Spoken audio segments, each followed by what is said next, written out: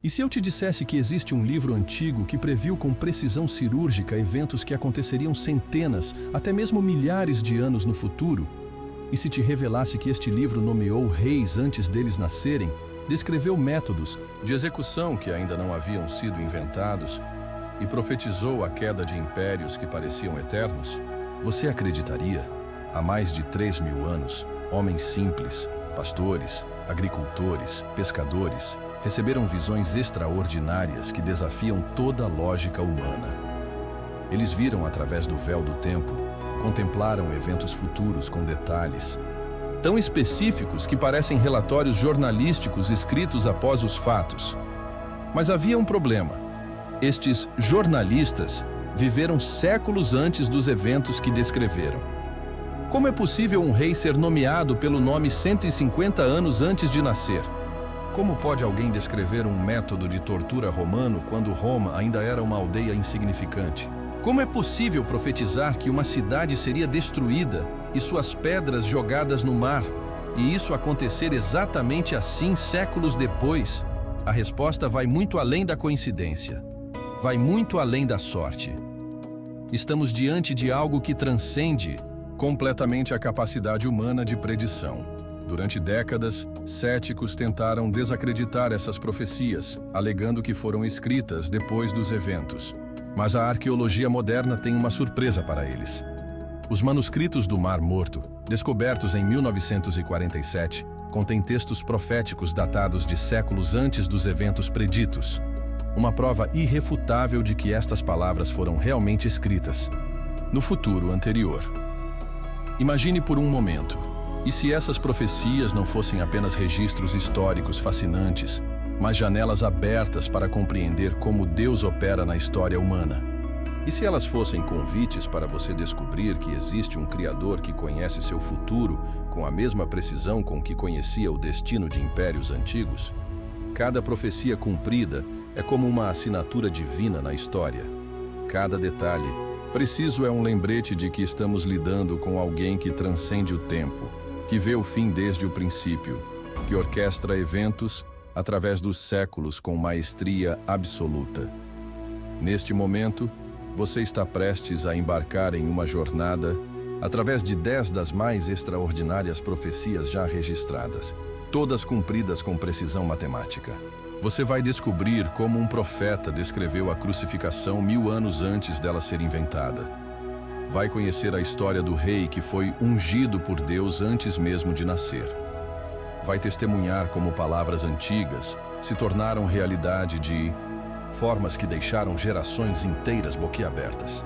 Mas cuidado, esta jornada pode mudar para sempre sua perspectiva sobre fé, destino e o papel de Deus na história humana. Porque quando você compreender verdadeiramente o que está prestes a descobrir, uma pergunta inevitável surgirá em seu coração. Se Deus cumpriu essas promessas antigas com tamanha precisão, que outras promessas Ele tem para a sua vida que ainda não se cumpriram? Prepare-se para descobrir o código secreto que conecta a eternidade ao tempo, o infinito ao finito, o Criador à sua criação.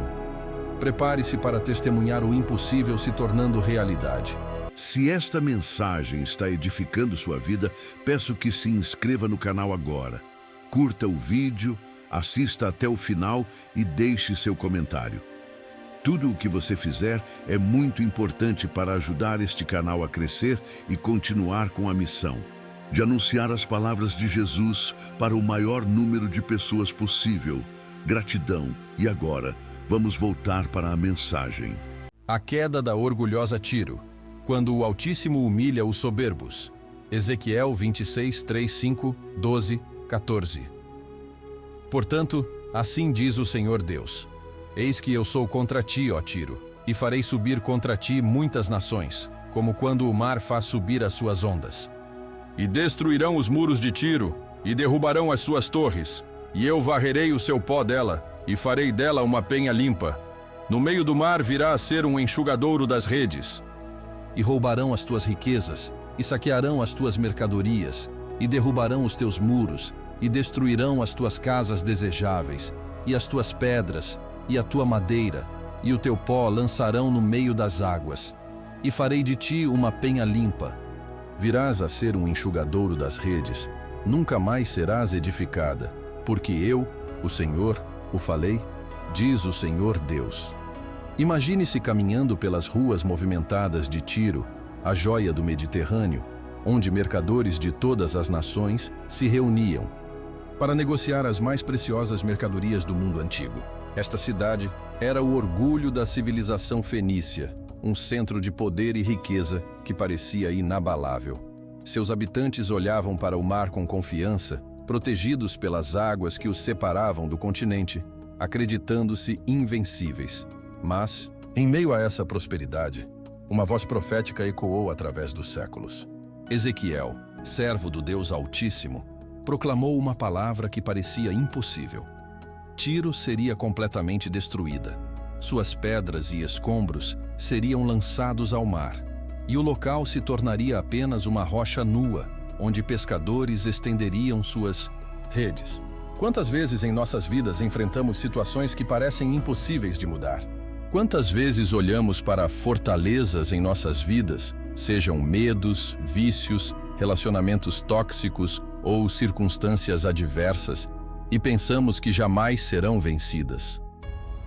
A história de Tiro nos ensina que não existe fortaleza que possa resistir ao poder e à vontade do Criador. Primeiro veio Nabucodonosor, como um instrumento nas mãos do Altíssimo.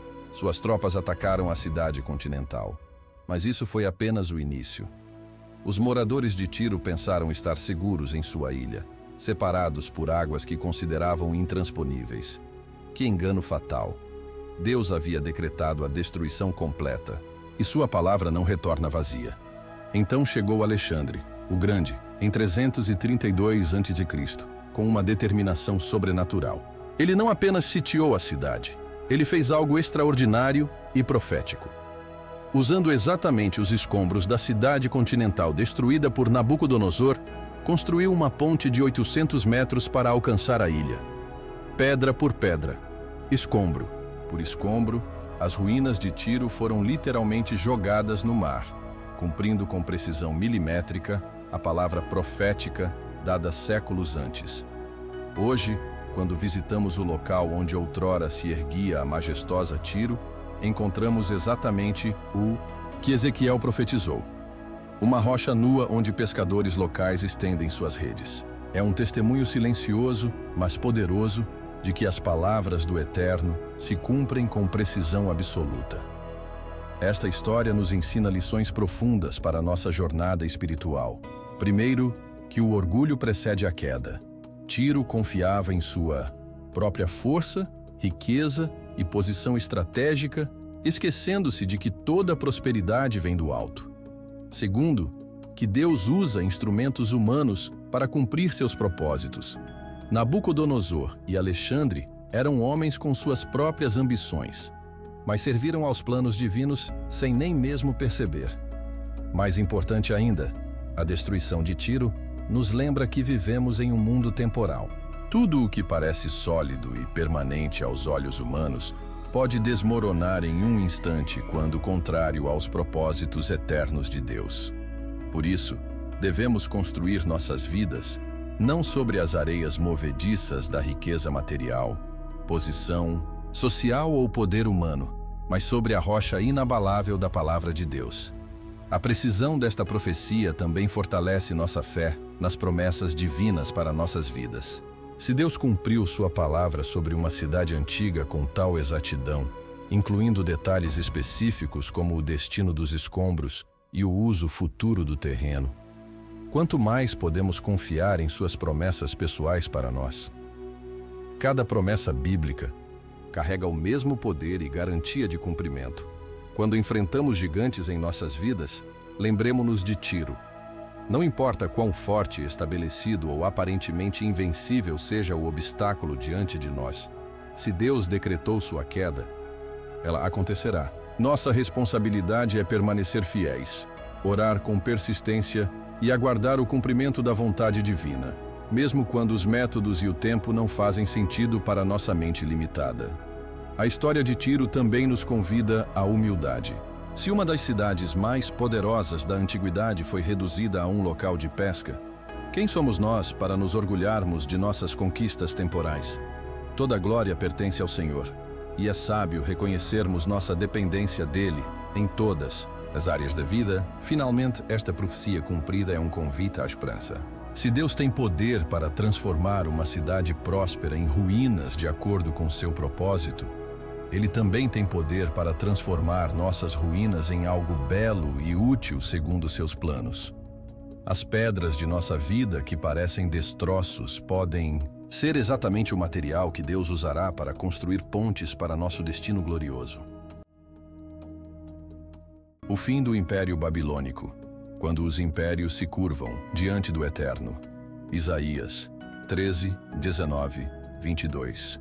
E Babilônia, o ornamento dos reinos, a glória e a soberba dos caldeus, será como Sodoma e Gomorra, quando Deus as transtornou. Nunca mais será habitada, nem reedificada de geração em geração. Nem o árabe armará ali a sua tenda, nem tampouco os pastores ali farão deitar os seus rebanhos. Mas as feras do deserto repousarão ali, e as suas casas se encherão de horríveis animais. E ali habitarão as avestruzes, e os sátiros pularão ali, e as hienas uivarão nos seus palácios, e os chacais nos seus palácios de prazer. Pois bem perto já vem chegando o seu tempo, e os seus dias não se prolongarão. Jeremias 51, 37, 43. E Babilônia se tornará em montões, morada de chacais, espanto e assobio, sem habitante. As suas cidades se tornaram em desolação, terra seca e deserta, terra em que ninguém habita, nem passa por ela filho de homem. Babilônia. O próprio nome evoca imagens de grandeza inigualável, dos famosos jardins suspensos, da Torre de Babel, dos reis poderosos como Nabucodonosor. Era o epicentro do mundo civilizado, uma cidade que parecia eterna, cujas muralhas eram tão altas e espessas que carruagens podiam correr sobre elas. Seus governantes se consideravam deuses na terra e o Império Babilônico dominava as nações com punho de ferro. Mas em meio a essa aparente eternidade, vozes proféticas se levantaram. Isaías e Jeremias, inspirados pelo Espírito do Altíssimo, declararam o impensável. Esta metrópole todo-poderosa seria completamente destruída e jamais voltaria a ser habitada. A terra que um dia testemunhou o auge da civilização se tornaria desolação perpétua. Que palavra ousada! Que declaração aparentemente impossível! Era como se alguém hoje profetizasse que Nova York ou Londres se tornariam desertos inabitados para sempre. Os contemporâneos de Isaías e Jeremias certamente questionaram essas palavras. Como poderia a invencível Babilônia, com toda sua glória e poder militar, simplesmente desaparecer da face da terra? Esta profecia nos ensina uma verdade fundamental sobre a soberania divina. Não importa quão grande seja o poder humano, ele está sujeito ao poder supremo do Criador. Babilônia representava tudo o que a humanidade poderia alcançar em termos de conquista, arquitetura, administração e cultura. No entanto, diante do decreto divino, toda essa magnificência se revelou tão frágil quanto palha ao vento. O cumprimento veio de forma surpreendente. Em 539 a.C., Ciro, o rei persa, conquistou Babilônia não através de um cerco devastador, mas de uma estratégia engenhosa que desviou as águas do rio Eufrates. A cidade indestrutível caiu em uma única noite, exatamente como Daniel havia interpretado a escrita misteriosa na parede durante o banquete de Belsazar. Pesado foste na balança e achado em falta. Mas a profecia ia além da conquista. Ela falava de desolação perpétua. E foi exatamente isso que aconteceu.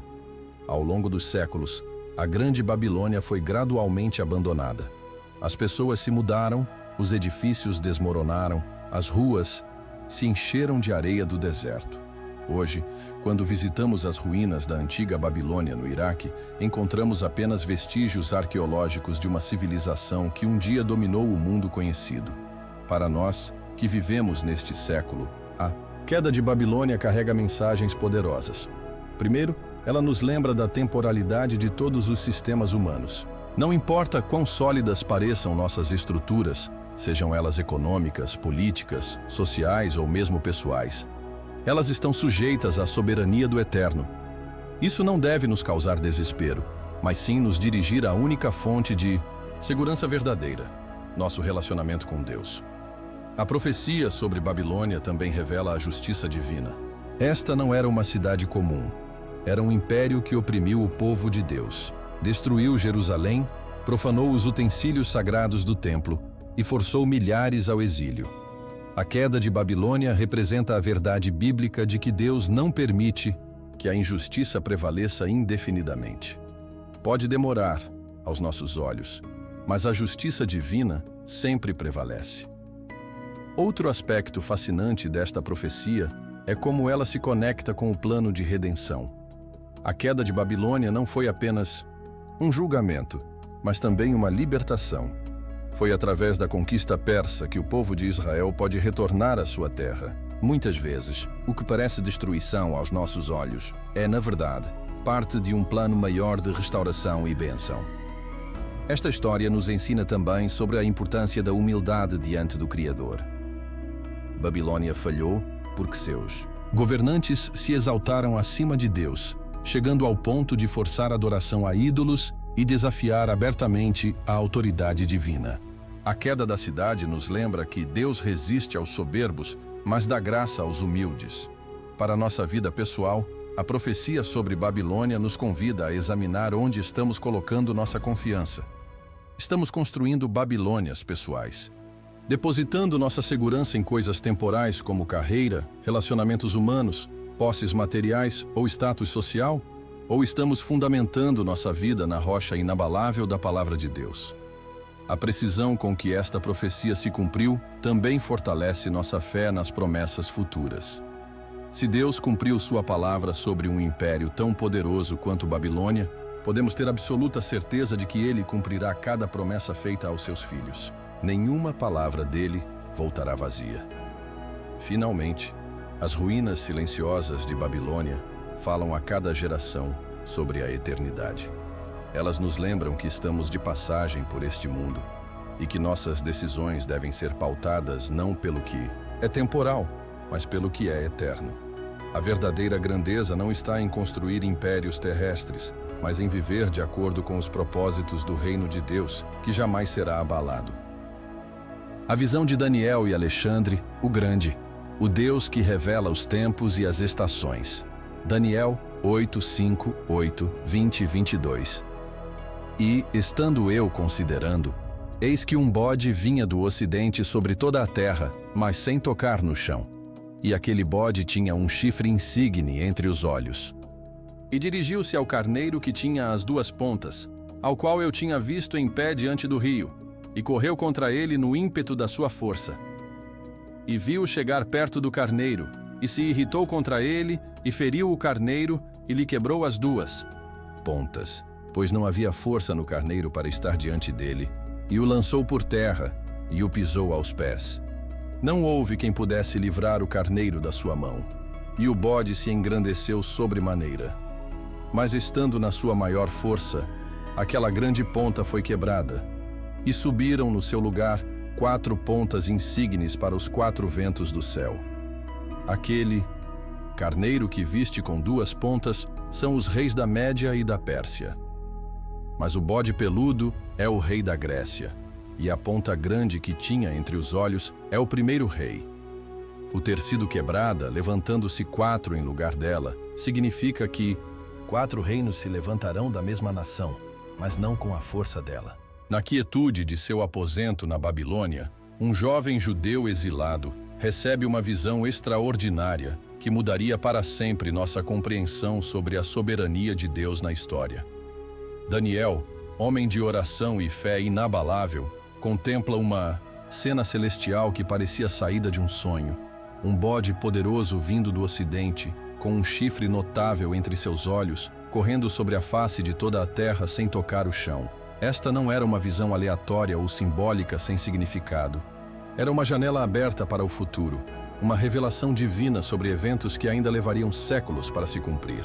O anjo Gabriel explicou a Daniel que o bode representava o reino da Grécia, e o chifre grande entre seus olhos era seu primeiro rei, um homem que faria segundo a sua vontade e cujo poder seria imenso.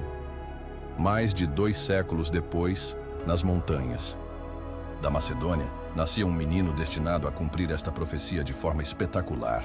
Alexandre III, que a história conheceria como Alexandre o Grande, cresceu sob a tutela de Aristóteles, absorvendo não apenas conhecimento militar, mas também uma visão de mundo que o impulsionaria a conquistas inimagináveis. Quando Alexandre assumiu o trono macedônio após o assassinato de seu pai, Filipe II, tinha apenas 20 anos. Mas dentro dele ardia uma chama de conquista que parecia sobrenatural. Em apenas 13 anos, ele criou um dos maiores impérios da história, estendendo-se da Grécia até a Índia, cumprindo com precisão impressionante a visão que Daniel havia recebido séculos antes. A profecia falava de um bode que corria sobre a face de toda a terra sem tocar o chão, uma descrição perfeita da velocidade extraordinária das conquistas de Alexandre. Suas tropas se moviam com uma rapidez que assombrava os inimigos. Em 334 a.C., cruzou o Helesponto com 35.000 homens. Em poucos anos, havia derrotado o poderoso Império Persa, conquistado o Egito e chegado até a Índia. A visão de Daniel mencionava especificamente que o bode esmaga o carneiro, uma referência profética à destruição do Império Persa. E foi exatamente isso que aconteceu. Alexandre não apenas conquistou a Pérsia, ele simbolicamente assumiu sua identidade, adotando costumes persas, casando-se com mulheres locais e exigindo que seus súditos o adorassem como um deus, seguindo tradições orientais. Mas a profecia não parava na conquista. Daniel viu que, estando na sua maior força, o chifre grande foi quebrado. Que palavras profundas! No auge de seu poder, quando parecia que nada poderia detê-lo, Alexandre morreria subitamente. Em 323 a.C., aos apenas 32 anos, no palácio de Nabucodonosor, na Babilônia, o conquistador invencível sucumbiu a uma febre misteriosa, cumprindo literalmente a profecia. A visão continuava. Após a quebra do grande chifre, surgiriam 4 chifres notáveis em seu lugar. E assim aconteceu. Sem um herdeiro claro, o vasto império de Alexandre foi dividido entre seus 4 generais principais. Cassandro ficou com a Macedônia e Grécia, Lisímaco com a Trácia e Ásia Menor, Seleuco com a Síria e territórios orientais, e Ptolomeu com o Egito e regiões adjacentes. Esta profecia nos ensina verdades profundas sobre a natureza de Deus e sua relação com a história humana. Primeiro, ela revela que Deus conhece o fim desde o princípio. Enquanto vivemos no tempo linear, experimentando eventos dia após dia, o Eterno vê toda a história como um panorama completo. Ele não é surpreendido pelos acontecimentos mundiais. Ele os orquestra ou permite conforme seus propósitos soberanos. A precisão desta profecia também demonstra que Deus está intimamente envolvido nos assuntos humanos. Não é um Deus distante, que criou o mundo e o abandonou ao próprio destino. Pelo contrário, ele governa ativamente o curso da história, levantando reis e os derrubando, permitindo que impérios se ergam e garantindo que caiam quando cumprem seu propósito. Para nós, hoje, esta história oferece perspectiva eterna sobre os eventos atuais. Quando vemos mudanças políticas, guerras, crises econômicas ou transformações sociais, podemos ter a certeza de que nada escapa ao controle soberano de Deus. Ele continua escrevendo a história conforme sua vontade perfeita. A vida de Alexandre também nos ensina sobre a vanidade das conquistas puramente humanas. Aqui estava um homem que literalmente conquistou o mundo conhecido, que foi adorado como Deus, que possuía riquezas inimagináveis e ainda assim morreu jovem, deixando um império fragmentado. Isso nos lembra que a verdadeira realização não está em construir impérios terrestres, mas em cumprir o propósito para o qual Deus nos criou. A profecia sobre Alexandre nos convida também à humildade. Se até mesmo o maior conquistador da história estava sujeito aos decretos divinos, Quanto mais nós devemos reconhecer nossa dependência do Criador. Nossos planos, por mais grandiosos que sejam, devem estar alinhados com a vontade dele. Finalmente, esta visão de Daniel nos lembra que Deus revela seus segredos aos seus servos. Daniel era um homem de oração, jejum e vida santa. Por isso, Deus o escolheu para ser receptáculo de revelações extraordinárias. Se desejamos compreender os tempos em que vivemos e discernir a mão de Deus na história, precisamos cultivar uma intimidade genuína com Ele através da oração, estudo, da palavra e obediência aos seus mandamentos. O cativeiro e o retorno, a fidelidade de Deus em meio ao julgamento. Jeremias 25, 11, 12. E toda esta terra virá a ser um deserto e um espanto, e estas nações servirão ao rei de Babilônia 70 anos.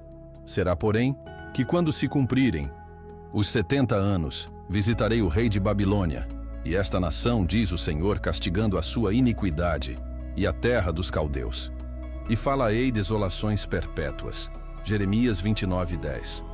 Porque assim diz o Senhor: certamente que passados 70 anos em Babilônia, eu vos visitarei, e cumprirei sobre vós a minha boa palavra, tornando a trazer-vos a este lugar. Nas ruas empoeiradas de Jerusalém, enquanto o som dos machados ecoava contra as paredes do templo sagrado e as chamas consumiam os pergaminhos da lei, um povo chorava. Era o fim de uma era. Os soldados babilônicos marchavam pelas ruas como conquistadores, e milhares de israelitas eram acorrentados para uma jornada que mudaria suas vidas para sempre: o exílio na Babilônia. No meio dessa tragédia nacional, uma voz profética havia soado décadas antes. Jeremias, o profeta das lágrimas, havia proclamado uma palavra que parecia impossível de aceitar. O povo de Deus seria levado cativo para uma terra estranha por exatos 70 anos. Não 69, não 71, mas precisamente 7 décadas longe da terra prometida. E então, no tempo determinado pelo Altíssimo, eles retornariam. Para uma nação que se considerava especial diante de Deus, escolhida dentre todas as nações da terra, a profecia do cativeiro soava como uma condenação impossível de aceitar. Como poderia o Deus de Abraão, Isaque e Jacó permitir que seu povo fosse humilhado diante dos pagãos? Como poderiam os descendentes de Davi, a linhagem real, serem reduzidos à escravidão? Mas por trás do julgamento havia amor. Por trás da disciplina havia um plano de restauração. Deus não estava abandonando seu povo, estava purificando-o. Israel havia se afastado dos caminhos do Senhor, adorando ídolos, praticando injustiça social e ignorando as advertências proféticas. O exílio não era vingança. Era a cirurgia espiritual necessária para remover o câncer da idolatria e renovar o coração da nação. Durante os 70 anos de cativeiro, algo extraordinário aconteceu. Longe do templo, privados dos rituais familiares, os israelitas foram forçados a redescobrir Deus de uma forma mais íntima e pessoal. Surgiram as sinagogas, pequenas congregações onde se estudava a lei. A oração se tornou mais fervorosa, a esperança mais refinada. Homens como Daniel, Esdras e Neemias emergiram como líderes espirituais que manteriam viva a chama da fé. E então, no momento exato determinado pela profecia, a libertação chegou. Ciro, o rei persa, conquistou Babilônia em 539 a.C. Mas ele não era apenas um conquistador, era um instrumento nas mãos do Altíssimo. Movido por um impulso que ele mesmo não compreendia completamente, Ciro emitiu um decreto surpreendente. Os judeus poderiam retornar à sua terra e reconstruir seu templo. O retorno não aconteceu de uma só vez, mas em ondas sucessivas. Primeiro, sob a liderança de Zorobabel, retornaram quase 50.000 pessoas. Depois, com Esdras, vieram mais milhares. Finalmente, Neemias liderou outro grupo e reconstruiu as muralhas de Jerusalém. Exatos 70 anos após o início do cativeiro, conforme Jeremias havia profetizado, o povo estava de volta à terra prometida. Esta profecia carrega lições poderosas para nossa jornada espiritual. Primeiro, ela nos ensina que Deus usa até mesmo as circunstâncias aparentemente negativas para cumprir seus propósitos eternos. O que parecia ser o fim da história de Israel, na verdade, foi o início de um novo capítulo de maturidade espiritual e renovação nacional. A precisão dos 70 anos também revela a soberania absoluta de Deus sobre o tempo. Ele não opera segundo nossa urgência humana, mas conforme sua sabedoria perfeita. Cada ano do exílio tinha propósito, cada mês era necessário para o processo de purificação e crescimento. Quando enfrentamos nossas próprias temporadas de exílio, períodos de dificuldade, espera ou aparente distância de Deus, podemos ter certeza de que Ele tem um propósito específico e um tempo determinado para nossa restauração. A história do cativeiro e retorno também nos mostra que a disciplina de Deus é sempre redemptiva. Ele não castiga por prazer ou vingança, mas para nos conformar ao caráter de Cristo. Como um pai amoroso que corrige seus filhos, Deus permite que passemos por provações que nos tornem mais parecidos com Ele. O sofrimento não é evidência de seu abandono, mas de seu amor profundo e compromisso com nossa santificação. Outro aspecto fascinante desta profecia é como ela demonstra que Deus usa líderes seculares para cumprir seus propósitos espirituais. Ciro não era judeu, não conhecia o Deus de Israel intimamente, mas foi usado de forma extraordinária para libertar o povo escolhido. Isso nos lembra que Deus trabalha através de todas as circunstâncias e pessoas, até mesmo aquelas que não o reconhecem, para realizar sua vontade. O retorno do exílio também prefigurava uma restauração ainda maior. Assim como Israel retornou fisicamente à terra prometida após 70 anos, cada pessoa pode experimentar um retorno espiritual ao coração de Deus após um período de afastamento. Não importa por quanto tempo tenhamos estado longe, não importa quão profundo seja nosso exílio espiritual, Deus sempre tem um caminho de volta preparado. A reconstrução do templo e das muralhas de Jerusalém simboliza a restauração que Deus deseja fazer em nossas vidas. Ele não apenas nos perdoa e nos aceita de volta, Ele reconstrói aquilo que foi quebrado, restaura aquilo que foi destruído e renova aquilo que foi corrompido. Somos não apenas perdoados, mas completamente restaurados. Finalmente, esta profecia nos ensina sobre a importância da esperança durante as estações difíceis da vida. Os israelitas no exílio mantiveram viva a esperança do retorno, porque tinham uma palavra profética clara. Da mesma forma, nós temos as promessas de Deus registradas nas Escrituras para nos sustentar durante nossos próprios períodos de provação. A palavra de Deus é nossa âncora em meio às tempestades da vida, nossa certeza de que o melhor ainda está por vir.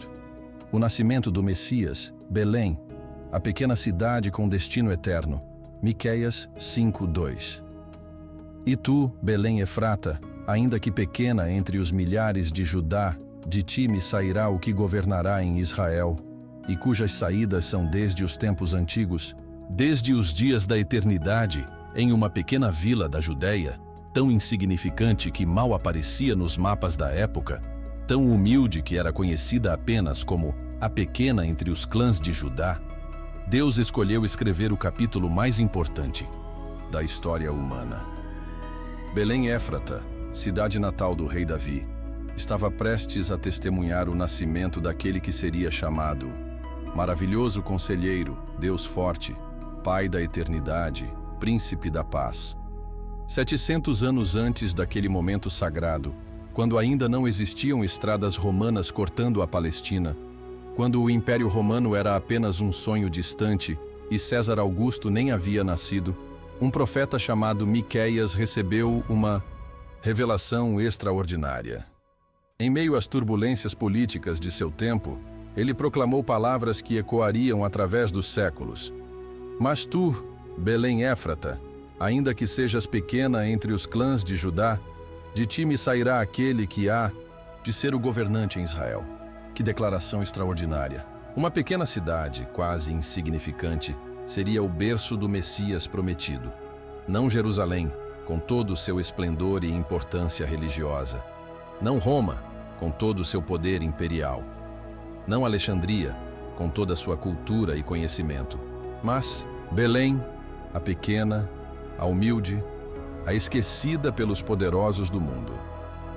Esta escolha divina revela algo profundo sobre o caráter de Deus. Ele não se impressiona com a grandeza humana, com a pompa ou circunstância.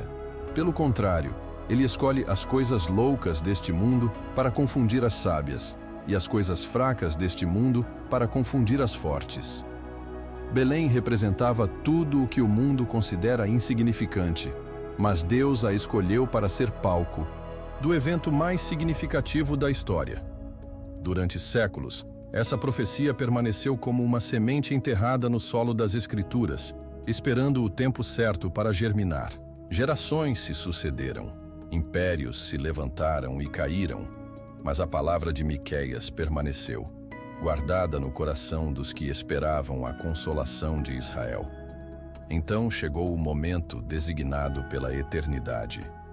Uma jovem virgem chamada Maria, noiva de um carpinteiro chamado José, ambos descendentes da linhagem real de Davi, viviam tranquilamente em Nazaré, na Galileia. Humanamente falando, Jesus deveria nascer em Nazaré, onde seus pais terrestres residiam. Mas os propósitos divinos exigiam Belém, e Deus usaria até mesmo um decreto imperial romano para cumprir sua profecia. César Augusto, o poderoso imperador, romano que se considerava senhor do mundo, jamais imaginou que estava sendo usado como instrumento divino quando ordenou o recenseamento de todo o império. Este decreto, motivado por questões de taxação e controle populacional, forçou José a viajar para Belém, sua cidade ancestral, levando consigo Maria, que estava nos últimos dias de gravidez. A jornada de Nazaré a Belém não era fácil. Aproximadamente 150 quilômetros de estradas poeirentas e montanhas íngremes. Para uma mulher grávida, esta viagem representava não apenas desconforto, mas risco real. No entanto, era necessária para que a profecia se cumprisse. Cada passo naquela estrada empoeirada estava levando o casal para o centro da vontade de Deus. Quando chegaram a Belém, a cidade estava cheia devido ao recenseamento. Não havia lugar nas hospedarias e o casal foi obrigado a se abrigar em um estábulo, entre animais. Ali, no lugar mais humilde possível, cercado pela simplicidade e pobreza, nasceu o Salvador do mundo. O Criador do universo veio ao mundo não em um palácio, mas em uma manjedoura. Esta é a beleza extraordinária dos caminhos de Deus. Ele não precisa de cenários grandiosos para realizar seus maiores milagres. Pelo contrário, ele escolhe deliberadamente o simples, o humilde, o aparentemente insignificante para manifestar sua glória. O nascimento em Belém nos ensina que Deus está mais interessado em corações receptivos do que em circunstâncias ideais. A profecia sobre Belém também revela a precisão meticulosa dos planos divinos. Não foi coincidência que Jesus nasceu exatamente onde Miqueias havia profetizado. Cada detalhe da encarnação foi cuidadosamente orquestrado pelo Pai Celestial, desde a linhagem de Maria e José até o timing do decreto de César, desde a falta de hospedagem na cidade até a presença de pastores nos campos próximos. Para nós hoje, o cumprimento desta profecia oferece esperança extraordinária. Se Deus cumpriu sua palavra sobre o local de nascimento do Messias com tal precisão, utilizando até mesmo decretos imperiais e circunstâncias aparentemente adversas, quanto mais podemos confiar em suas promessas para nossas vidas pessoais. Nenhum obstáculo é grande demais, nenhuma circunstância é complexa demais para impedir que Deus cumpra seus propósitos em nossa vida. A escolha de Belém também nos ensina sobre o valor que Deus coloca na humildade. Em um mundo que valoriza o sucesso, o status e a visibilidade, Deus escolheu uma pequena cidade para o maior evento da história. Isso nos lembra que nossa importância diante de Deus não é medida por padrões humanos de grandeza, mas por nossa disponibilidade para servir aos seus propósitos. Além disso, o nascimento em Belém nos mostra que Deus trabalha através das circunstâncias ordinárias da vida para realizar o extraordinário. Um recenseamento romano, uma viagem necessária, a falta de hospedagem, eventos aparentemente mundanos, se tornaram parte do plano divino de salvação. Isso nos encoraja a ver a mão de Deus nas situações cotidianas de nossa vida, confiando que Ele pode usar até mesmo os desafios e inconveniências para cumprir seus propósitos maiores. Finalmente, a profecia sobre Belém nos aponta para a natureza inclusiva do Evangelho. Jesus não nasceu em uma capital imperial ou em um centro religioso exclusivo, mas em uma pequena cidade acessível a pessoas comuns. Desde o nascimento, o Messias se identificou com os humildes, os simples, os esquecidos pelo mundo. Esta é uma mensagem de esperança para todos nós. Não importa quão pequenos ou insignificantes nos sintamos aos olhos do mundo, Deus pode usar nossa vida para propósitos eternos e gloriosos. O preço da traição, 30 moedas de prata e o campo do oleiro. Zacarias 11, 12, 13. E eu lhes disse: se parece bem aos vossos olhos, dai-me o que me é devido, e se não, deixai-o. Pesaram, pois, por meu salário 30 moedas de prata. O Senhor, pois, me disse: arroja isso ao oleiro, esse belo preço em que fui avaliado por eles. E tomei as 30 moedas de prata, e as arrojei ao oleiro na casa do Senhor. Mateus 27, 3, 7. Então Judas, que o havia traído, vendo que fora condenado, trouxe, arrependido, as 30 moedas de prata aos príncipes dos sacerdotes e aos anciãos, dizendo: pequei, traindo o sangue inocente. E eles disseram: que nos importa? Isso é contigo. E ele, atirando as moedas de prata no templo, ausentou-se e foi-se enforcar. E os príncipes dos sacerdotes, tomando as moedas de prata, disseram: não é lícito metê-las no cofre das ofertas, porque é preço de sangue. E tendo deliberado em conselho, compraram com elas o campo do oleiro, para sepultar os estrangeiros. Na Bíone, penumbra de uma noite que mudaria para sempre o curso da história, um homem caminha pelas ruas silenciosas de Jerusalém, carregando no coração o peso de uma decisão terrível. Judas Iscariotes, um dos 12 escolhidos para estar mais próximo do Messias, havia acabado de cometer o ato mais infame de todos os tempos. Por 30 moedas de prata, o preço de um escravo ferido, ele havia vendido o Filho de Deus. Mas esta traição não foi uma surpresa para o coração onisciente do Pai. 500 anos antes daquele beijo fatal no jardim do Getsêmani, um profeta chamado Zacarias havia recebido uma visão extraordinária que revelaria os detalhes exatos desta traição. Em suas palavras proféticas, ele viu o Messias sendo avaliado em 30 moedas de prata, este dinheiro sendo posteriormente jogado no templo e usado para comprar o campo do oleiro. Que visão específica e desconcertante! Um valor exato, um local específico, um destino particular para o dinheiro da traição. Esta profecia revela algo profundo sobre o conhecimento divino.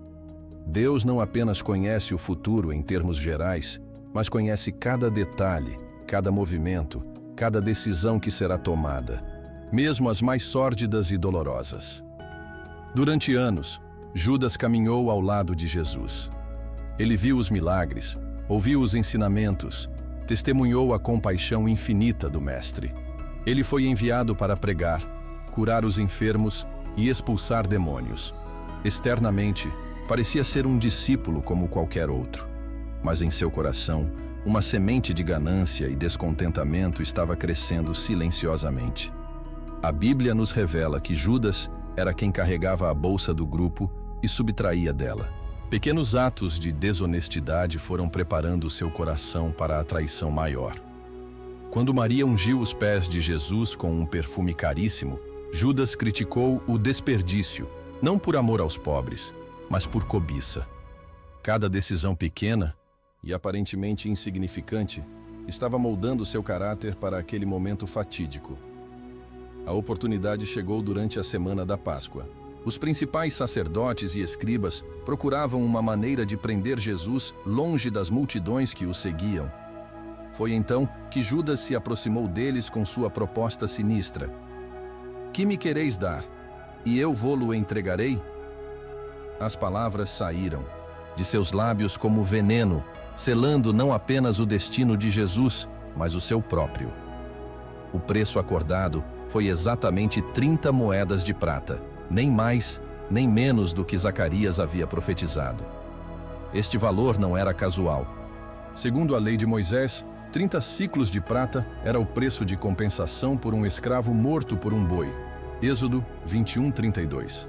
Era um valor que simbolizava desprezo, uma quantia deliberadamente insultuosa para avaliar a vida do Messias.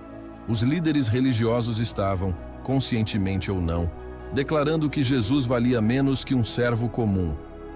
Mas Deus, em sua soberania, permitiu que este preço desprezível se tornasse parte de seu plano redentor. Cada moeda de prata representava não apenas a ganância de Judas ou o desprezo dos líderes religiosos, mas também o preço que seria pago pela salvação da humanidade. O que era insulto aos olhos humanos se tornava instrumento de graça nas mãos divinas. Após o beijo da traição no Getsêmani e a prisão de Jesus, a realidade do que havia feito começou a pesar sobre Judas. Talvez ele esperasse que Jesus usasse seu poder para escapar, como havia feito outras vezes. Talvez ele pensasse que estava apenas forçando Jesus a se revelar publicamente como Messias político. Mas quando viu Jesus sendo condenado, a culpa se tornou insuportável. O remorso de Judas foi genuíno, mas diferente do arrependimento verdadeiro. Ele retornou aos principais sacerdotes, confessou que havia traído sangue inocente e tentou devolver as 30 moedas de prata. Mas os líderes religiosos, frios e calculistas, recusaram-se a aceitar o dinheiro de volta. Que nos importa? Isso é contigo, disseram com indiferença cruel. Em desespero, Judas arremessou as moedas no templo e saiu para se enforcar. O dinheiro da traição ficou espalhado pelo chão sagrado, um testemunho silencioso da profecia que estava se cumprindo. Os sacerdotes, hipócritas até o fim, disseram que não era lícito colocar aquele dinheiro no tesouro do templo porque era preço de sangue. Que ironia! Eles haviam conspirado para derramar sangue inocente, mas agora se preocupavam com regulamentações cerimoniais.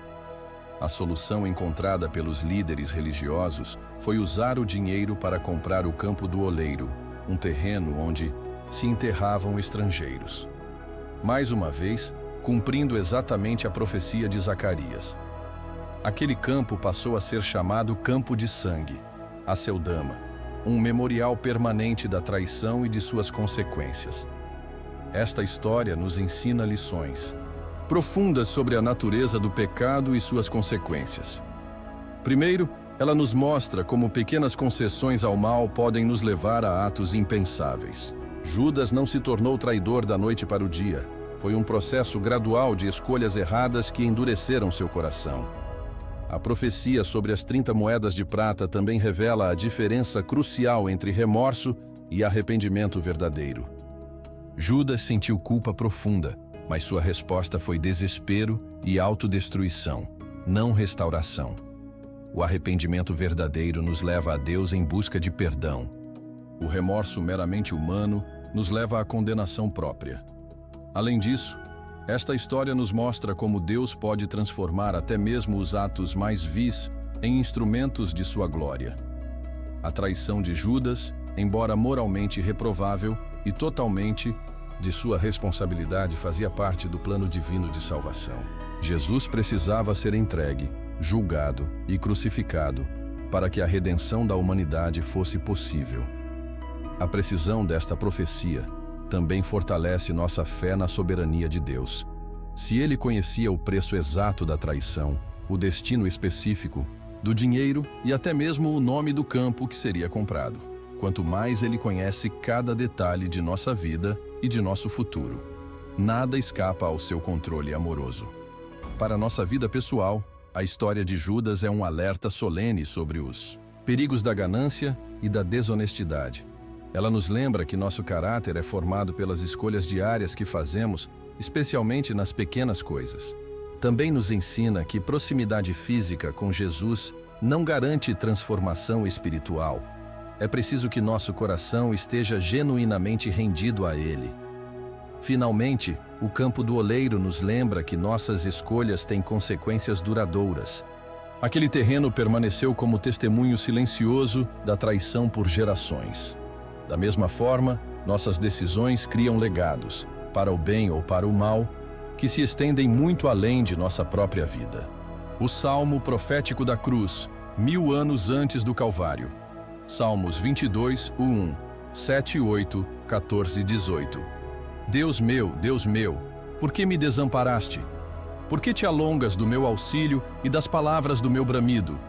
Todos os que me veem zombam de mim, estendem os lábios e meneiam a cabeça, dizendo: confiou no Senhor que o livre. Livre-o, pois nele tem prazer. Como água me derramei, e todos os meus ossos se desconjuntaram.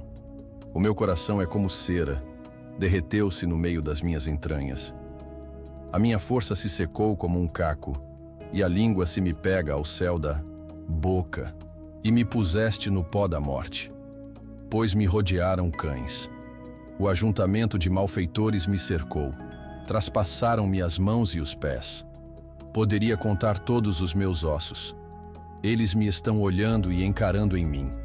Repartem entre si as minhas vestes, e sobre a minha vestidura lançam sortes. Em uma época em que a crucificação era um método de execução ainda desconhecido pelos hebreus, quando Roma era apenas uma cidade-estado nascente e os instrumentos de tortura romana nem haviam sido inventados, um rei salmista se senta com sua harpa e derrama sua alma em palavras que transcendem seu próprio tempo e experiência. Davi, o doce salmista de Israel, estava prestes a compor uma das profecias mais detalhadas e emocionalmente carregadas de toda a Escritura. O Salmo 22. Começa com um grito de angústia que ecoaria através dos séculos. Deus meu, por que me desamparaste? Estas não eram apenas palavras de um rei aflito em sua própria tribulação. Eram palavras proféticas que sairiam dos lábios do Messias na hora mais sombria da história humana, quando ele pendia entre o céu e a terra no madeiro do Calvário. Como pode um homem descrever uma forma de execução que ainda não existia? Como pode alguém profetizar detalhes tão específicos de um evento que aconteceria 1000 anos no futuro? Somente pela inspiração sobrenatural do Espírito Santo, que revela ao coração humano os mistérios do plano eterno de redenção. Davi continua sua descrição profética com imagens que devem ter parecido estranhas aos seus contemporâneos. Perfuraram as minhas mãos e os meus pés. Que tipo de morte seria essa, onde mãos e pés seriam perfurados? Na época de Davi, os métodos de execução conhecidos eram apedrejamento, espada ou enforcamento. A crucificação, com seus cravos atravessando mãos e pés, era uma invenção futura do sadismo romano. O salmista profético continua descrevendo cenas que só fariam sentido completo no Gólgota. Posso contar todos os meus ossos. Eles me estão olhando e encarando em mim. Que imagem vívida da nudez e exposição da crucificação.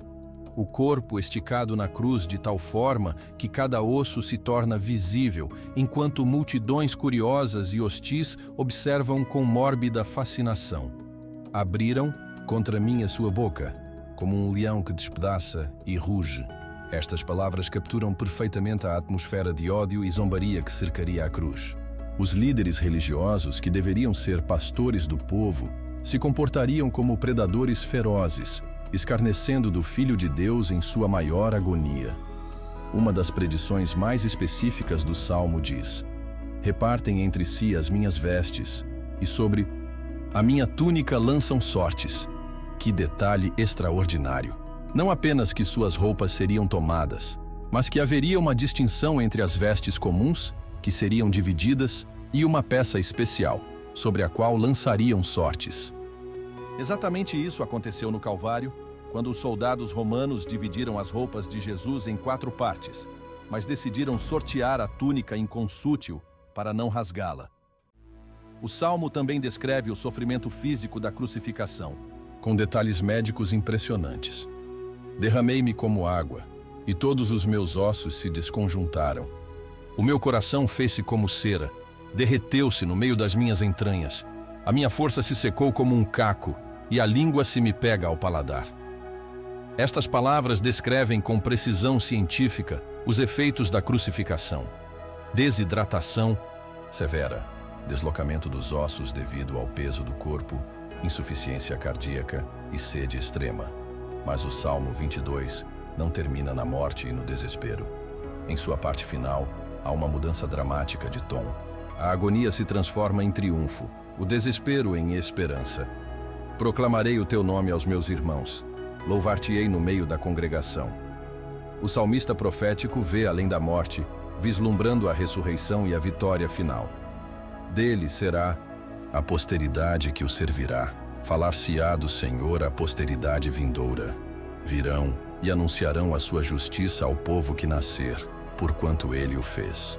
Estas palavras profetizam o impacto eterno da obra redentora do Messias, como sua morte vicária se tornaria a mensagem central proclamada a todas as gerações futuras. Para nós que vivemos do lado posterior da cruz, a precisão profética do Salmo 22 é assombrosa. Cada detalhe se cumpriu literalmente na crucificação de Jesus.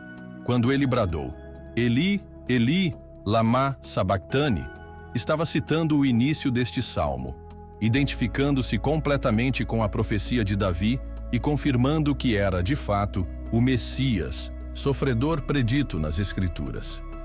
Esta profecia nos ensina verdades profundas sobre a natureza do plano de salvação. Primeiro, ela revela que a cruz não foi um acidente ou uma reação divina improvisada diante do pecado humano. Pelo contrário, a morte vicária do Messias estava planejada desde a eternidade, detalhadamente profetizada 1000 anos antes de acontecer. O Salmo 22 também nos mostra que Deus não poupa detalhes quando se trata de revelar sua vontade aos seus servos. A profecia não é vaga ou simbólica, é específica, detalhada e verificável. Isso fortalece nossa confiança em todas as outras promessas bíblicas, pois servimos a um Deus que cumpre sua palavra com precisão absoluta. A descrição profética do sofrimento físico de Jesus também revela o preço real da nossa salvação. Não foi uma morte fácil ou rápida, mas um sofrimento prolongado e excruciante. Cada dor descrita no Salmo foi suportada pelo Filho de Deus em nosso lugar. Cada agonia foi experimentada para que pudéssemos ter paz com Deus. O aspecto mais tocante desta profecia é como ela retrata a identificação completa de Jesus com a condição humana. Ele experimentou não apenas dor física, mas também abandono emocional, humilhação social e, mais profundamente, separação espiritual temporária do Pai devido aos nossos pecados que ele carregou. Para nossa vida devocional, o Salmo 22 oferece uma janela única para o coração do Salvador durante sua paixão. Quando lemos estas palavras, não estamos apenas estudando profecias antigas. Estamos entrando no próprio Getsemane emocional e espiritual de Jesus, compreendendo de forma mais profunda o amor que o motivou a suportar tudo isso por nós. A transformação do tom do Salmo, da agonia ao triunfo, também nos ensina sobre a perspectiva eterna que devemos manter durante nossas próprias provações. Assim como Jesus podia ver além da cruz para a ressurreição, nós também podemos olhar além de nossas circunstâncias presentes para as promessas futuras de Deus. Finalmente, o Salmo 22 nos chama à gratidão profunda. Quando compreendemos verdadeiramente o que Jesus suportou por nós, não apenas em termos gerais, mas nos detalhes específicos profetizados por Davi, nossa resposta natural deve ser adoração, rendição completa e vida dedicada a proclamar a sua justiça ao povo que nascer. A profecia de Jesus sobre o templo, quando o impossível se torna realidade. Mateus 24, 1, 2. E quando Jesus ia saindo do templo, aproximaram-se dele os seus discípulos para lhe mostrarem a estrutura do templo. Jesus, porém, lhes disse: Não vedes tudo isto? Em verdade vos digo que não ficará aqui pedra sobre pedra que não seja derribada. Era uma tarde dourada em Jerusalém, e os discípulos caminhavam maravilhados pelos pátios do templo de Herodes, uma das estruturas mais magníficas do mundo antigo. As enormes pedras de calcário branco, algumas pesando mais de 100 toneladas, brilhavam sob o sol da tarde como joias preciosas. Os detalhes arquitetônicos eram deslumbrantes, colunas majestosas, entalhes intrincados, ouro reluzente cobrindo paredes inteiras. Mestre, Olha que pedras e que edifícios! Exclamaram os discípulos, apontando com admiração para as estruturas colossais. Para eles, aquele complexo religioso representava a permanência e a indestrutibilidade da fé judaica. Como poderia algo tão grandioso, tão sólido, tão sagrado ser jamais destruído? Foi então que Jesus proferiu palavras que devem ter gelado o sangue de seus ouvintes. Em verdade vos digo que não ficará aqui pedra sobre pedra que não seja derrubada. Que declaração chocante! Que profecia aparentemente impossível! O templo, que havia sido reconstruído por Herodes ao longo de 1246 anos e ainda não estava completamente terminado, seria totalmente destruído? Para compreender o impacto desta profecia, precisamos entender o que o templo representava para o povo judeu. Não era apenas um edifício religioso, era o coração pulsante da identidade nacional, o centro da vida espiritual, social e econômica de Israel. Ali se ofereciam os sacrifícios diários, ali se celebravam as grandes festas, ali residia a própria presença de Deus no Santo dos Santos. A estrutura era verdadeiramente impressionante. Joséfo, o historiador judeu contemporâneo, descreveu pedras de 25 metros de comprimento, 8 metros de largura e 12 metros de altura. As paredes se elevavam a alturas vertiginosas e todo o complexo cobria uma área equivalente a 35 campos de futebol. Demolir tal estrutura pareceria uma tarefa impossível mesmo com tecnologia moderna, quanto mais com as ferramentas primitivas do primeiro século. Mas Jesus não estava fazendo uma predição baseada em probabilidades humanas ou análises políticas. Ele estava revelando o juízo divino que viria sobre uma nação que rejeitava seu Messias. O templo, que deveria ser casa de oração para todos os povos, havia se tornado covil de salteadores. A religião havia substituído o relacionamento. O ritual havia suplantado a realidade espiritual. 40 anos se passaram após esta profecia. Uma geração inteira cresceu ouvindo sobre as palavras de Jesus, alguns acreditando, outros descartando-as como impossíveis. O templo continuava de pé, majestoso e aparentemente eterno. Os sacrifícios continuavam, as festividades se sucediam. A vida religiosa prosseguia normalmente. Talvez alguns começaram a duvidar da palavra de Jesus. Mas em 66 d.C., a tensão entre judeus e romanos explodiu na Primeira Guerra Judaico-Romana. O que começou como protestos por impostos excessivos se transformou em uma rebelião em grande escala. Os zelotes tomaram controle de Jerusalém, expulsaram as guarnições romanas e declararam independência do império. Roma não podia permitir que tal rebelião fosse bem-sucedida, pois isso incentivaria outras províncias a se revoltarem. Vespasiano foi enviado com legiões experientes para sufocar a rebelião. Quando ele se tornou imperador, passou o comando para seu filho Tito, um general jovem, mas implacável. O cerco de Jerusalém, iniciado na Páscoa do ano 70 d.C., foi de uma brutalidade inaudita.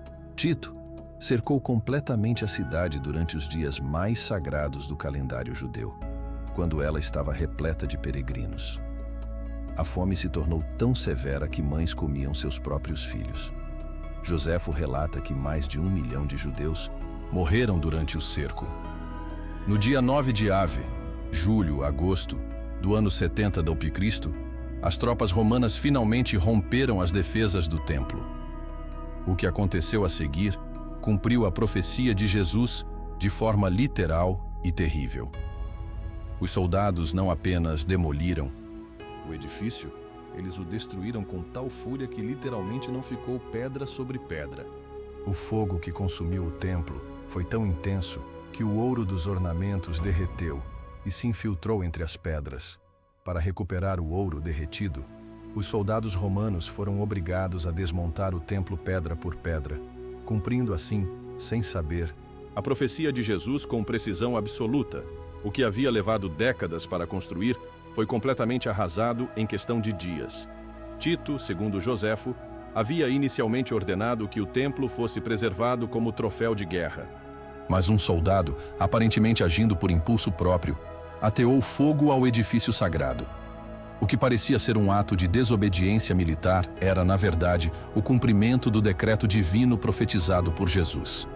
A destruição foi tão completa que hoje, quase 2000 anos depois, arqueólogos ainda debatem sobre a localização exata do Santo dos Santos. O único remanescente visível é parte do Muro de Arrimo Ocidental, conhecido como Muro das Lamentações, que tecnicamente não fazia parte do templo propriamente dito, mas apenas suportava a plataforma sobre a qual ele foi construído. Esta profecia nos ensina lições profundas sobre a natureza temporal de todas as instituições humanas, por mais sagradas ou permanentes que pareçam. O Templo de Jerusalém parecia indestrutível, mas quando perdeu seu propósito espiritual e se tornou obstáculo ao plano de Deus, foi removido. Isso nos lembra que Deus não se prende a estruturas ou sistemas, mas valoriza corações genuinamente devotados a Ele. A precisão desta profecia também demonstra a onisciência de Jesus. Ele não era apenas um grande mestre moral ou profeta, inspirado. Era o próprio Deus encarnado, conhecendo o fim desde o princípio. Sua predição não se baseava em análise política astuta, mas em conhecimento divino absoluto. Para os primeiros cristãos, a destruição do templo foi uma confirmação poderosa de que Jesus era verdadeiramente o Messias prometido. Suas palavras se cumpriram exatamente como ele havia predito, validando todas as outras suas afirmações sobre si mesmo e seu reino. Esta profecia também marca uma transição fundamental na história da salvação. Com a destruição do templo físico, o sistema sacrificial mosaico chegou ao fim permanente. Isso confirmou que o sacrifício de Jesus na cruz havia sido final e suficiente, não precisando mais ser repetido ou complementado por outros sacrifícios. Para a nossa vida espiritual, a profecia sobre o templo nos ensina sobre a importância de construirmos nossa fé sobre fundamentos eternos, não temporais. Estruturas, tradições e instituições humanas podem desaparecer, mas a palavra de Deus permanece para sempre. Nossa confiança deve estar nele, não em coisas que podem ser abaladas. A destruição do templo também prefigura o juízo final que virá sobre toda a estrutura construída sobre fundamentos que não sejam Cristo. Como Paulo escreveu, no grande dia, o fogo provará a obra de cada um. Somente aquilo que foi construído com ouro, prata e pedras preciosas permanecerá, tudo o mais será consumido. Finalmente, esta profecia nos convida a sermos templos vivos do Deus Altíssimo. Com a destruição do templo físico, Deus escolheu habitar não em edifícios feitos por mãos humanas, mas nos corações daqueles que o recebem pela fé. Somos agora sua morada, seu santuário, o lugar onde ele escolhe manifestar sua glória na terra. O rei Ciro, o ungido de Deus antes de nascer. Isaías 44, 28, 45. Que digo de Ciro? É meu pastor, e cumprirá todo o meu prazer, dizendo também de Jerusalém: seja edificada, e do templo, seja fundado. Assim diz o Senhor ao seu ungido, a Ciro, a quem tomo pela sua mão direita, para abater as nações ante a sua face, e descingir os lombos dos reis, para abrir diante dele as portas, e as portas não se fecharão. 150 anos antes de um bebê nascer no Império Persa, antes mesmo de sua dinastia existir, antes de seu nome ser conhecido por qualquer pessoa na Terra, Deus já o havia escolhido, nomeado e comissionado para uma missão específica. Em uma das profecias mais extraordinárias de toda a Bíblia, Isaías não apenas predisse a libertação do povo judeu do cativeiro babilônico, mas chegou ao ponto de nomear o libertador pelo nome, Ciro. Assim diz o Senhor ao seu ungido, a Ciro, a quem tomo pela mão direita, para abater as nações ante a sua face. Por amor do meu servo Jacó, e de Israel meu escolhido, eu te chamei pelo teu nome. Pus-te o sobrenome, ainda que me não conhecesses. Que declaração extraordinária! Deus não apenas conhecia Ciro antes de ele nascer, mas o ungiu para um propósito específico na história da redenção. Esta profecia vai muito além da predição comum. Isaías não apenas previu que haveria um libertador, ou que viria da Pérsia, ou que seria um rei poderoso. Ele foi específico ao ponto de nomear exatamente quem seria este homem: Ciro, filho de Cambises, rei dos persas. Em uma época em que a Pérsia era uma província insignificante do Império Medo, quando Babilônia parecia invencível e o retorno de Israel parecia impossível. Para compreender a magnitude desta profecia, precisamos entender o contexto histórico. Quando Isaías escreveu estas palavras, Israel ainda nem havia sido levado cativo para a Babilônia. O cativeiro ainda estava décadas no futuro, e Babilônia ainda não havia se tornado o império dominante que conquistaria Jerusalém. Falar sobre um libertador persa chamado Ciro era como falar sobre eventos em um futuro tão distante que parecia ficção científica. Mas Deus, que habita na eternidade e vê toda a história como um presente eterno, conhecia cada detalhe do que estava por vir.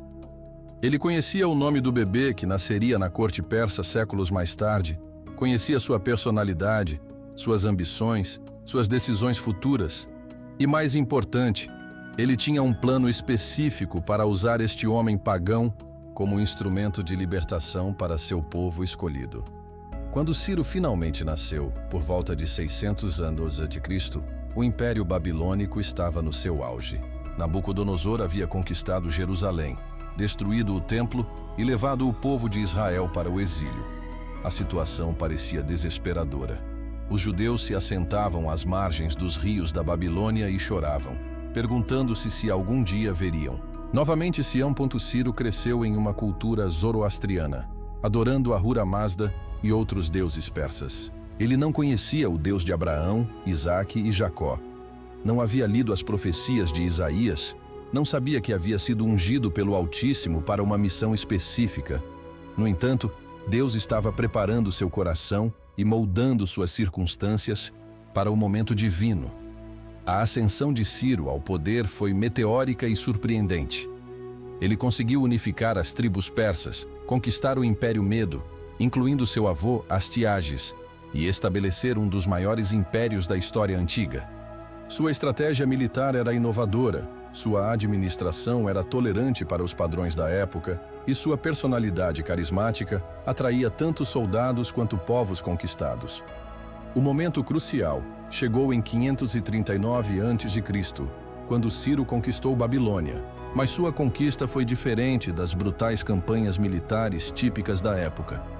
Em vez de destruir a cidade e massacrar a população, ele se apresentou como libertador, respeitando as tradições locais e permitindo que povos exilados retornassem às suas terras natais. Foi então que algo extraordinário aconteceu. Ciro emitiu um decreto que mudaria para sempre a história de Israel. Não sabemos se alguém lhe mostrou as profecias de Isaías. Não sabemos se ele compreendeu completamente que estava cumprindo um plano divino. Mas movido por uma inspiração que ele mesmo talvez não entendesse completamente, ele proclamou que os judeus podiam retornar à sua terra e reconstruir seu templo.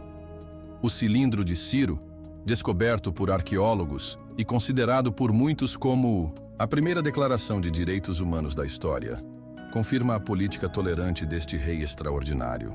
Mas, para o povo de Israel, o decreto de Ciro foi muito mais que uma política administrativa.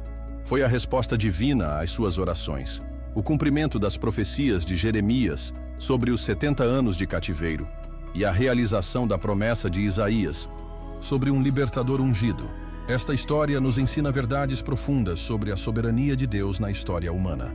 Primeiro, ela revela que Deus usa pessoas de todas as origens e crenças para cumprir seus propósitos.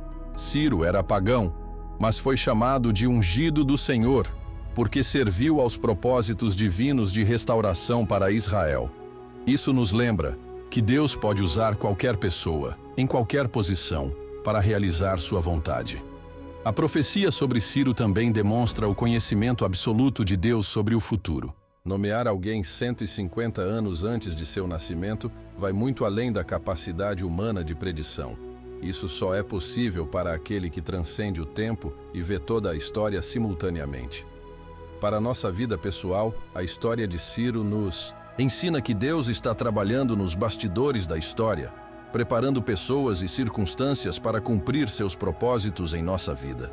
Muitas vezes não percebemos a mão divina até olharmos retrospectivamente e vermos como tudo se encaixou perfeitamente.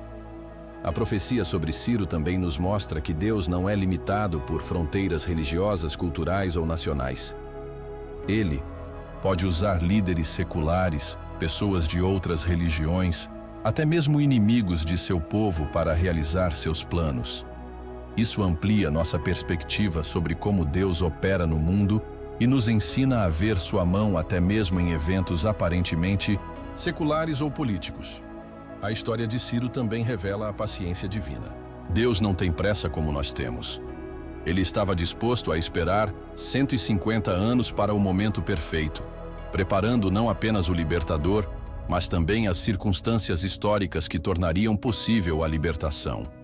Isso nos ensina a confiar no timing divino, mesmo quando parece que Deus está demorando para responder nossas orações. Finalmente, o decreto de Ciro nos aponta para uma libertação ainda maior. Assim como ele libertou Israel do cativeiro babilônico, Jesus Cristo nos liberta do cativeiro do pecado e da morte. Ciro foi um tipo, uma prefiguração do verdadeiro libertador, que viria séculos depois para libertar não apenas uma nação, mas toda a humanidade. A visão da estátua, 4 impérios e o reino eterno. Daniel 2:31-45.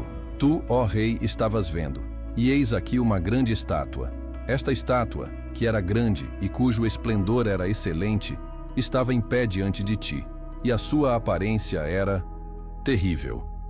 A cabeça desta estátua era de ouro fino, o seu peito e os seus braços de prata, o seu ventre e as suas coxas de cobre, as pernas de ferro, os seus pés em parte de ferro e em parte de barro.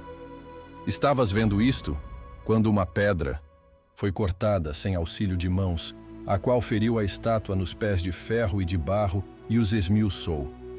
Tu, ó rei, és rei de reis, pois o Deus do céu te tem dado o reino, o poder e a força e a majestade. E depois de ti se levantará outro reino, inferior ao teu, e um terceiro reino, de metal, o qual dominará sobre toda a terra. E o quarto reino será forte como ferro. Mas nos dias desses reis, o Deus do céu levantará um reino que não será jamais destruído. E este reino não passará a outro povo. Esmiuçará e consumirá todos esses reinos, mas ele mesmo subsistirá para sempre. Na quietude de seu palácio dourado em Babilônia, o rei mais poderoso da terra se debate em seu leito. Nabucodonosor, senhor de impérios, conquistador de nações, homem diante de quem reis se curvavam e povos tremiam, havia sido perturbado por um sonho que não conseguia esquecer nem compreender. Era mais que um sonho. Era uma visão que abalara sua alma até as profundezas. A imagem que havia visto em seu sono era majestosa e aterrorizante ao mesmo tempo. Uma estátua gigantesca, de esplendor terrível, com cabeça de ouro fino, peito e braços de prata, ventre e quadris de bronze, pernas de ferro e pés misturados de ferro e barro.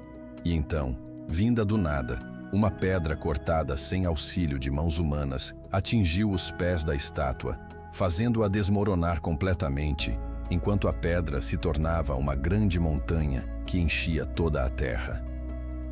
O rei havia convocado todos os sábios, magos, encantadores e astrólogos de Babilônia, exigindo não apenas a interpretação do sonho, mas que primeiro lhe dissessem qual havia sido o sonho.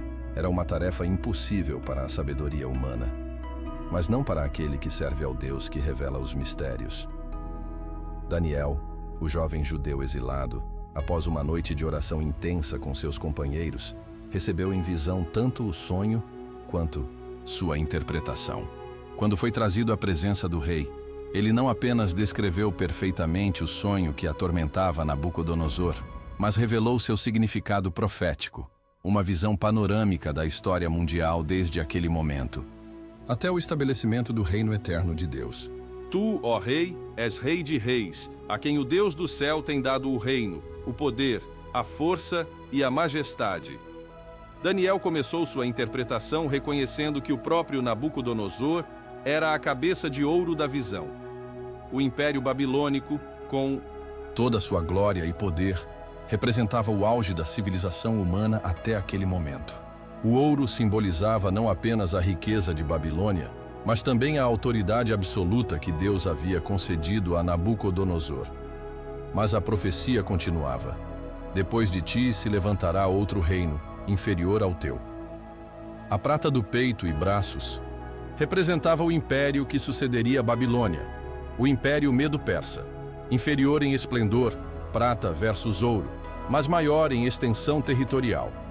Este império dual, representado pelos dois braços da estátua, conquistaria a Babilônia e dominaria o mundo por mais de 2 séculos. O terceiro reino, representado pelo ventre e quadris de bronze, seria outro reino que dominará sobre toda a terra. Daniel estava profetizando sobre o Império Grego sob Alexandre, o Grande. O bronze simbolizava a dureza militar e a velocidade das conquistas gregas.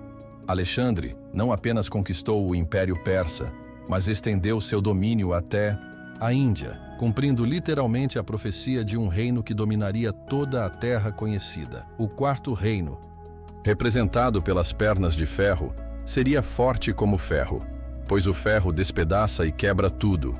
Como o ferro esmiuça todas as coisas, assim ele despedaçará e esmiuçará. Esta era uma descrição profética do Império Romano, conhecido por sua disciplina militar implacável, suas legiões invencíveis e sua capacidade de esmagar qualquer resistência. As duas pernas simbolizavam a eventual divisão do império entre Oriente e Ocidente. Mas a visão se tornava mais complexa nos pés da estátua. Ferro misturado com barro de lodo.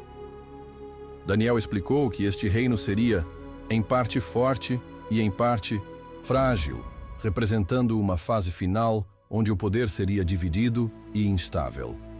Os pés com 10 dedos simbolizavam uma confederação de 10 reinos ou líderes que surgiriam dos remanescentes do Império Romano. A interpretação histórica desta profecia é extraordinária em sua precisão. Cada império se levantou e caiu exatamente na ordem predita por Daniel. Babilônia, 605-539 a.C. A cabeça de ouro, o Império de Nabucodonosor Medo-Pérsia, 539-331 a.C. O peito e braços de prata, o Império de Ciro e seus sucessores Grécia, 331-63 a.C. O ventre de bronze, o Império de Alexandre e seus generais Roma, 63 a.C., 476 d.C. no Ocidente. As pernas de ferro, o império que dominou nos tempos de Jesus, mas o aspecto mais fascinante da visão era a pedra cortada sem auxílio de mãos humanas. Nos dias desses reis, o Deus do céu levantará um reino que não será jamais destruído. Este reino não passará a outro povo. Esmiuçará e consumirá todos esses reinos, mas ele mesmo subsistirá para sempre. Esta pedra representa o reino de Deus, estabelecido durante o Império Romano através da primeira vinda de Jesus Cristo. Nascido quando César Augusto decretou que todo o mundo fosse recenseado, Jesus inaugurou um reino espiritual que sobreviveria à queda de todos os impérios terrestres. A profecia da estátua nos ensina verdades profundas sobre a soberania de Deus na história. Primeiro, ela revela que Deus tem um plano mestre para a história humana. Os impérios não se levantam e caem por acaso. Eles cumprem propósitos específicos no plano divino. Cada reino tem seu tempo e sua função na preparação para o reino eterno. Esta visão também demonstra a temporalidade de todos os sistemas políticos humanos. Por mais poderosos que pareçam, todos os impérios são temporais. A sequência ouro, prata, bronze e ferro sugere uma deterioração gradual na qualidade dos governos humanos, culminando nos pés de ferro e barro. Forte militarmente, mas politicamente instável. A pedra que destrói a estátua representa algo completamente diferente dos impérios humanos. Não foi esculpida por mãos humanas, simbolizando sua origem divina. Não conquistou através de força militar, mas através do poder espiritual. E ao contrário dos outros reinos, ela cresceu para encher toda a terra, simbolizando a natureza universal e eterna do reino de Deus. Para nós hoje, esta profecia oferece perspectiva eterna sobre os eventos mundiais contemporâneos. Quando vemos turbulências políticas, guerras, mudanças de liderança global, podemos ter certeza de que tudo está sob o controle soberano de Deus. Os reinos humanos continuarão a se levantar e cair, mas o reino de Deus permanece inabalável. Visão também nos convida a examinar onde estamos colocando nossa confiança e lealdade. Os cidadãos de Babilônia pensavam que seu império duraria para sempre. Os romanos acreditavam que sua civilização era eterna. Mas todos os sistemas humanos são temporais. Somente o reino de Deus é eterno, e é nele que devemos investir nossa vida e energia. A precisão desta profecia, cumprida ao longo de mais de 500 anos de história, fortalece nossa fé nas promessas ainda futuras. Se Deus cumpriu sua palavra sobre a sucessão de impérios mundiais com tal exatidão, podemos ter absoluta certeza de que Ele cumprirá todas as promessas relacionadas ao reino eterno e à segunda vinda de Cristo. Para nossa vida pessoal, a visão da estátua nos lembra que somos cidadãos de dois reinos: o temporal, onde exercemos nossas responsabilidades terrenas, e o eterno, onde está nossa verdadeira cidadania. Devemos ser fiéis em ambos, mas sempre lembrando que nossa esperança final não está em estruturas humanas, mas no reino que não será jamais destruído. Finalmente, esta profecia nos convida a sermos agentes do reino eterno aqui na terra. A pedra que se tornou uma grande montanha começou pequena, mas cresceu até encher toda a terra. Da mesma forma, o reino de Deus cresce através de vidas individuais transformadas, comunidades impactadas e culturas influenciadas pelos valores eternos. Cada ato de amor, cada palavra de verdade, cada gesto de compaixão é uma manifestação do reino eterno em meio aos reinos temporais. A visão de Daniel nos lembra que, não importa quão poderosos pareçam os sistemas humanos, eles são apenas sombras comparados à realidade do reino de Deus.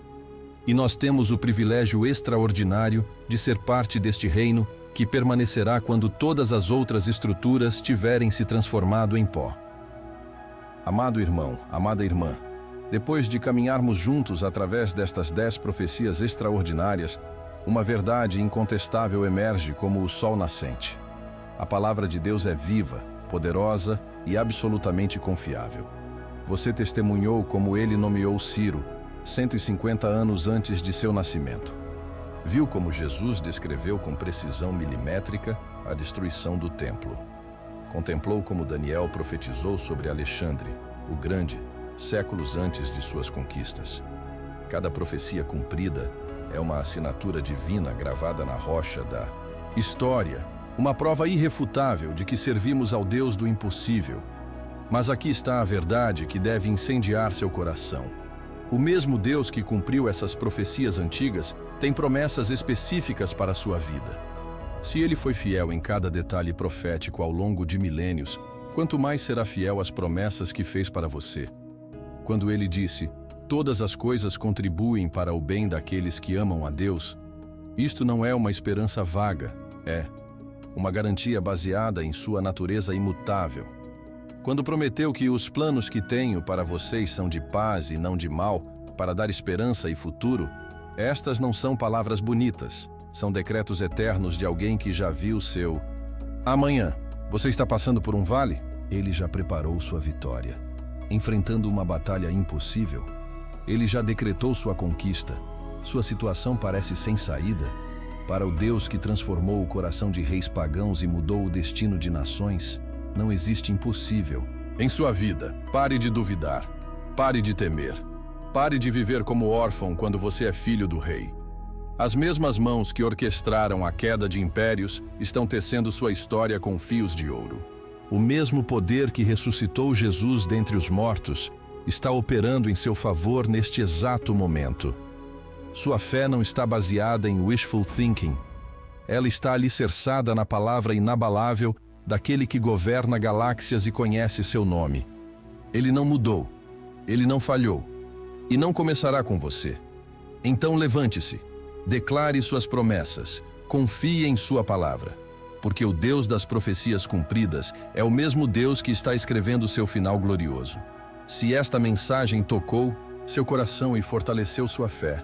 Não se esqueça de se inscrever no canal para não perder nenhuma revelação poderosa como esta.